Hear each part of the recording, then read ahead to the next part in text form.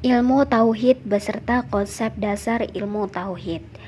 Ilmu tauhid merupakan suatu ajaran agama Islam yang di atasnya dibangun syariat agama, sehingga secara garis besar ilmu tauhid itu artinya mengesahkan ya, mengesahkan yakni menganggap satu yang satu-satunya, tunggal. Dalam ajaran Islam itu kita berkeyakinan atas keesaan Allah Subhanahu wa taala. Nah, ilmu tauhid ini apa sih konsep dasarnya? Berasal dari Al-Quran dan hadis, di mana hal tersebut menjadi patokan awal dalam mentauhidkan adanya Allah Subhanahu wa taala, yang dalam ajaran tersebut berkaitan dengan Allah, dengan Tuhannya, dengan sifatnya, semuanya dijelaskan dengan baik, sehingga syariat-syariatnya itu disampaikan dengan baik, dan juga informasinya dibawa oleh Nabi Muhammad SAW.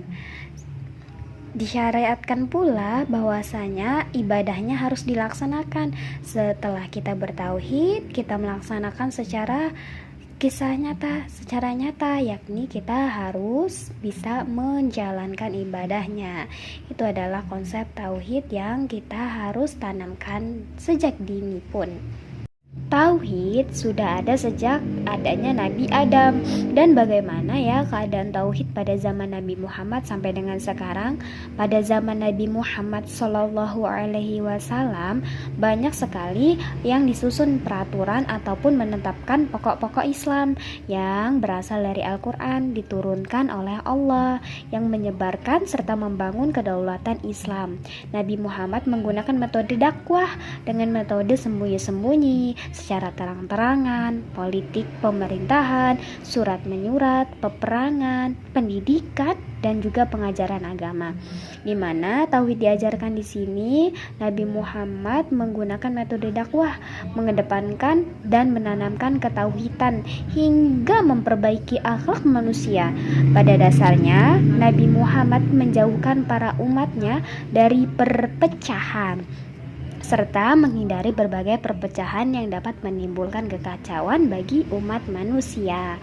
Lalu ada nih pada masa Khulafaur Rasyidin, di mana itu adalah wafatnya Nabi Muhammad SAW. Kepemimpinan Islam pada masa itu saat itu adalah kosong, sehingga sahabat Nabi pada saat itu sibuk untuk menghadapi musuh, juga berusaha untuk mempertahankan kesatuan serta persatuan umat Islam. Mereka selalu menanamkan Al-Quran dan mengikuti perintah Al-Quran serta menjauhi larangan-larangannya. Khalifah pertama yakni ada Abu Bakar yang mendapatkan julukan Asy-Syiddiq, yang berarti orang yang dapat dipercaya, karena Nabi Muhammad melihat Abu Bakar selalu setia menemaninya.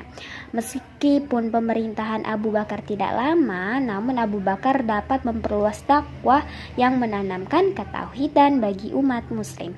Selanjutnya ada Umar bin Khattab yang dijuluki Al-Faruq, yang berarti pembeda, yang dimana dia merupakan orang yang cerdas, yang mampu membedakan yang mana yang benar dan juga yang mana yang buruk. Umar bin Khattab dikenal sosok yang cerdas, berani, dan memiliki jiwa kepemimpinan. Pada zaman ini, keadaan stabil dan aman menjadikan masjid menjadi pusat pendidikan.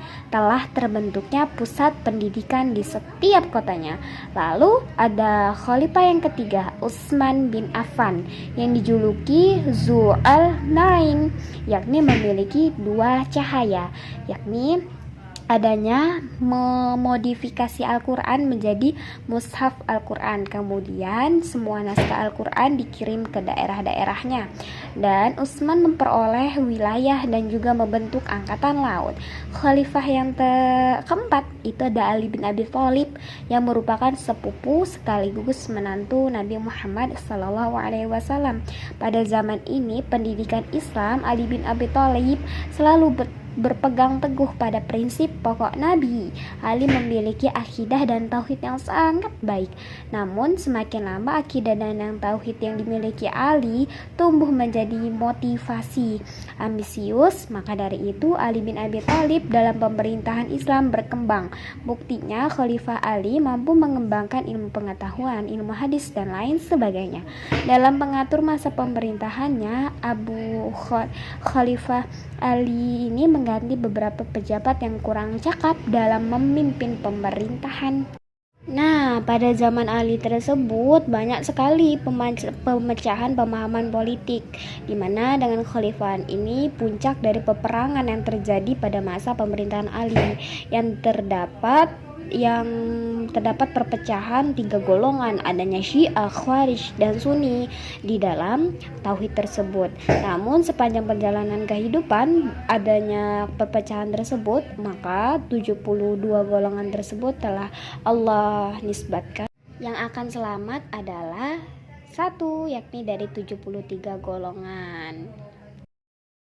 Ilmu tauhid, ada tauhid rububiyah, tauhid uluhiyah, dan tauhid asma wa sifat. Pertama, tauhid rububiyah. Allah Subhanahu wa taala mengesahkan dalam hal perbuatan seperti penciptaan, memberi rezeki, menghidupkan serta mematikan yang tidak bisa dilakukan oleh manusia maupun jin seluruh alam. Nah, untuk tauhid rububiyah ini kaum musyrikin di zaman Nabi meyakinkan bahwasanya Allah berfirman bahwa Allah memiliki langit dan bumi. Masih banyak lagi ayat yang menunjukkan bahwa rububiyah ini merupakan fitrah setiap insan yang diciptakan di dunia ini. Yang kedua adalah tauhid uluhiyah, di mana dalam peribadatan telah disyariatkan seperti sholat, puasa, zakat, haji, dan lain sebagainya. Di mana juga tauhid jenis ini dituntun oleh Allah Subhanahu wa taala dari hamba-hambanya, yakni mengesahkan Allah dalam hal ibadah. Jadi, tauhid rububiyah hendaknya juga mengakui tauhid uluhiyahnya. Rasulullah diutus oleh Allah untuk menyeru kepada umat agar meyakini tauhid uluhiyah, meyakini dalam artian melaksanakannya juga.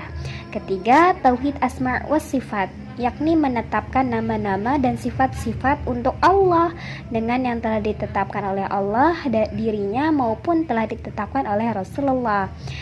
Hal ini pula disertai dengan meniadakan kekurangan-kekurangan dan aib-aib yang ditiadakan oleh Allah terhadap dirinya. Allah telah menyatakan bahwa Ia memiliki nama-nama yang husna, yakni yang sangat baik. Dan juga 3 jenis di atas kita wajib mengetahuinya ya, bahwasanya segala ubudiyah kita kepada Allah itu wajib dengan ketiga tauhid itu semua, karena tauhid pondasi keimanan seseorang kepada Allah Subhanahu wa taala.